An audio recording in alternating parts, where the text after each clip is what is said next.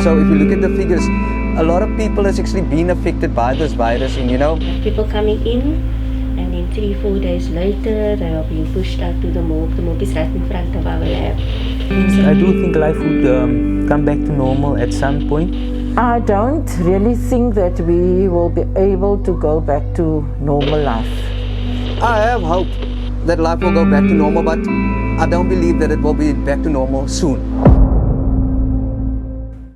Hello, I'm Rais Haider from Pakistan. I'm living in South Africa from 4 years.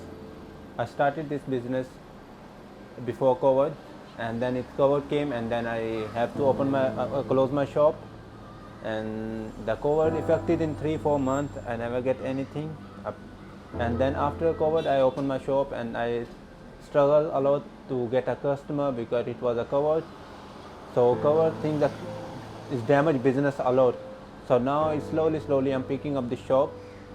So the mostly customer we do here, both girls and boys, men and women. So mostly we're getting customer are men, but that not that a lot, because now they say third chemist came again. So that's why we just sometimes quiet, sometimes little busy. Now the COVID affected with when I close my shop, then I have to send all my employees to at home, so they can sit at home. While then I told them then we're gonna open our shop again, so you can come again. But it wasn't like this because of the very quiet of the movement. So now just have one guy who is working with me. So before we were 3 guys, and now we just 2 guys are working in the shop. So we're trying to pick up everything.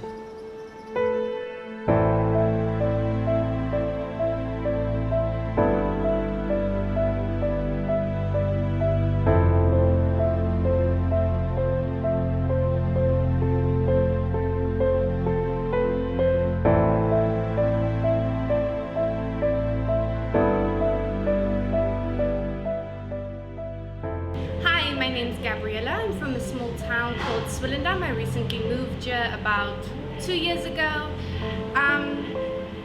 COVID impacted my life. I would say badly. I don't really see my family much, whereas I used to see my family quite often. I think I saw my family a few months ago, and that was just due to a funeral that we had planned.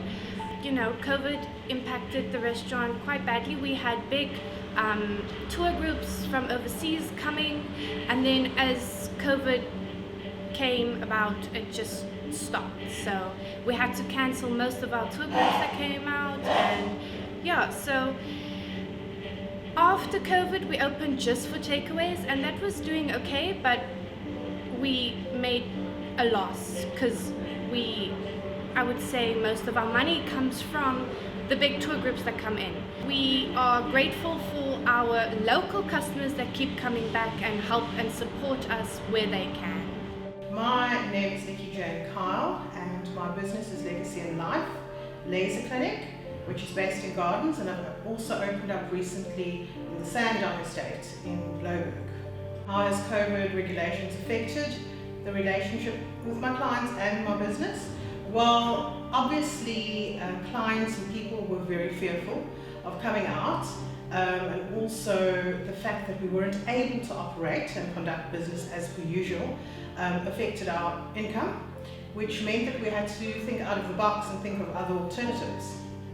Broken relationships, I'd say, were inevitable in the sense of people having lost loved ones. So people's primary focus wasn't really getting their treatments done and focusing on the exterior, which is what beauty salons cater for. How I managed to diversify my business through this time was that I sat down and had to come up with a strategy in terms of actually reinvesting into my business again, in terms of equipment purchasing, and being able to offer more treatments, have an additional branch, which now has enabled me to equally earn what I was before when I had my one business before COVID. So having that restructuring in my business really helped a lot. What I've personally learned from it from the crisis that we've endured is that we have lots of gifts on the inside of us, and sometimes we find ourselves doing what we are doing, and we limit ourselves, and there's so much more that we can do. You just have to believe in yourself and tap into your gifts and do more than what you are.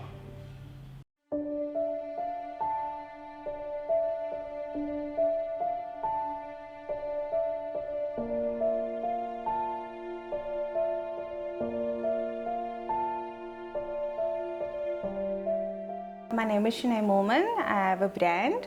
My brand is Just Pretty. Under my brand I have Just Pretty by Shanae, which is my clothing brand, and then I also have Nails by Just Pretty, which is my nails.